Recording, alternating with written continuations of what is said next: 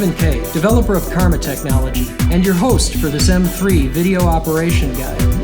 You can use this information to familiarize yourself with basic operations, whether you've just purchased an M3 or you're planning to test drive one at a local music store. This guide is divided into the following sections. In part 1 of this video, we'll cover the first 3 sections. So strap yourself in and let's get started.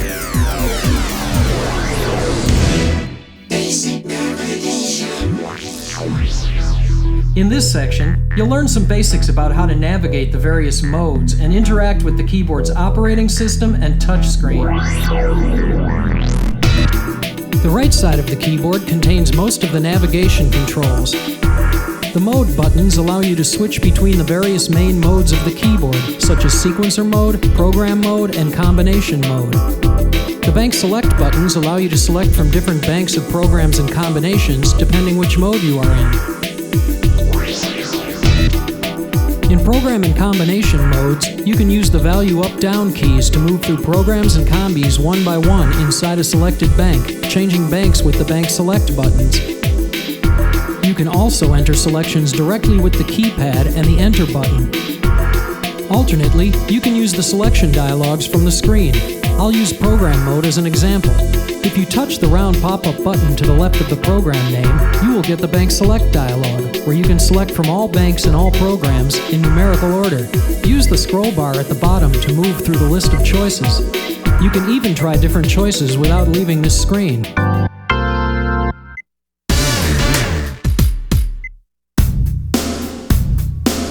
Or press OK to finalize a selection and return to the main screen. If you touch the square category button above the program name, you will get the category select dialog, where you can choose from programs by category, such as keyboards, basses, drums, and others. The jump to sub button brings up subcategories within each category. For example, within the keyboard category, there are 4 subcategories: acoustic pianos, synth electric pianos, real electric pianos, and clavs and harpsichords. And by the way, in any of these dialogues, the exit button functions the same as touching cancel, while the enter button functions the same as touching OK. In combination mode, it works the same way, with the bank select button to the left of the name and the category select button above the name. In each mode, the page select button brings up a screen of different editing pages you can choose. Touch one of the numbered square boxes to select a page. On the bottom of the page will be a number of tabs which select additional subpages within that page. You can also go directly to a page by pressing the page select button and then pressing a number key. For example, doing this with the number 8 takes you directly to page 8, the insert effect screens. For basic editing, touch a parameter to select it and use the rotary dial to smoothly vary it up or down. Alternately, use the up-down buttons to increase or decrease the value, or use the value slider to quickly step over the whole range. For precise editing, you can type in a value using the keypad and the enter button. Touch checkboxes to toggle them on and off. And the round buttons access pop-up menus and selection dialogues, where you can see a number of choices and select one. Use the pin icon to keep a parameter selection dialog open while trying different settings. On any page, the menu command button in the upper right corner displays a menu of various utility commands and operations that are available to be performed from that location. To save your edits to a program or combi, you can press the Record Write button in the sequencer section as a shortcut and answer OK, which overwrites the original program or combi in the same location. Alternately, you can use the menu command button to select Write Program or Write Combination, in which case you can choose a different location, give it a new name, and other options. And if you get lost during your exploration of the pages, you can press the exit button at any time to get back to the main screen.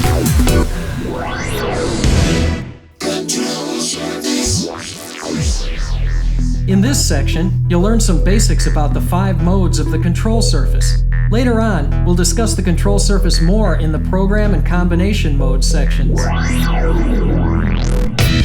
The control surface is on the left side of the screen, with a number of sliders and switches that can be used to control different features of the keyboard. It has 5 different modes of operation, and there is a corresponding interface page that shows what the controls are mapped to in each mode.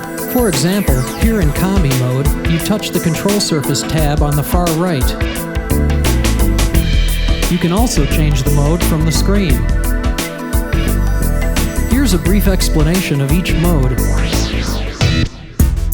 Mixer mode allows you to mix and mute the levels of the 16 timbres and tracks in a combi or sequence.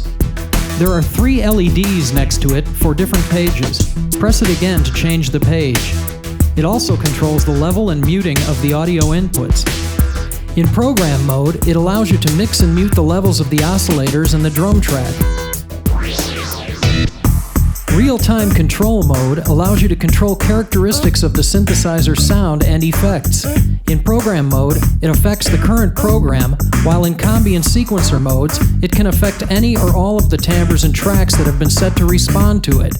The functions of the first 4 sliders are always the same, as shown by the labels above, while the functions of the second 4 sliders can be programmed differently for each program or combi. The 8 switches across the top individually turn on and off the 8 available effects in each mode, the 5 insert effects, 2 master effects, and 1 total effect. The external mode is for mapping continuous controllers to each of the sliders and switches and using the M3 to control other devices such as computer DAWs or various software plugins. The M3 comes with many different templates for controlling popular devices and software applications. The Tone Adjust mode allows you to quickly edit pre-selected groups of synthesizer parameters using the control surface. In program mode, this is a quick and easy way to edit some of the more common parameters such as envelopes, LFOs, and even the multi-samples without going deep into the editing pages. And you can select your own choices from many different parameters. In combi and sequencer modes, you can use this to edit each timbre's program, creating variations of the program that better fit the combi or song. Each timbre and track has its own set of tone adjust parameters, which you select using the timbre or track select parameter. Finally, the Karma mode maps the 8 sliders and 8 switches to the control of the Karma algorithmic music generation functions. In program mode, there is a single layer of control, while in combi and sequencer modes, there are 5 individual layers. You switch the control surface to different layers using the module control button. M is the master layer, controlling elements from all 4 Karma modules, while A, B, C, and D control each of the individual modules. In addition, there are actually 2 pages you can use to interact with the control surface in Karma mode. The control surface page, which we have already seen, and the one which I prefer to use, the Karma Real-Time Controls page. This page also shows the status of the sliders and switches, in addition to a real-time activity display of what Karma is generating and the actual values of the Karma parameters that are being controlled.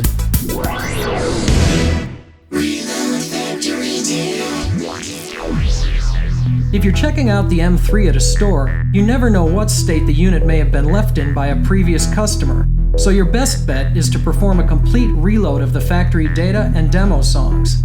And if you just got an M3, you'll need to do this to listen to the demo songs as well. Press the Global Mode button, then press the Page Select button and select Page 0, Basic Setup.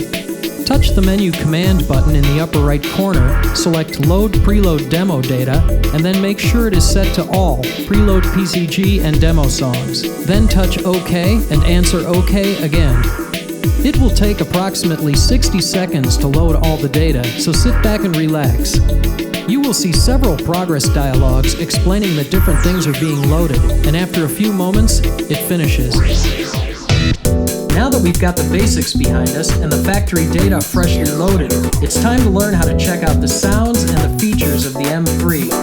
Don't forget, you can ask questions, receive help, and join an active community of users at my online forums at karma-lab.com. Stay tuned for the next part in this series, and until then, I wish you all good karma.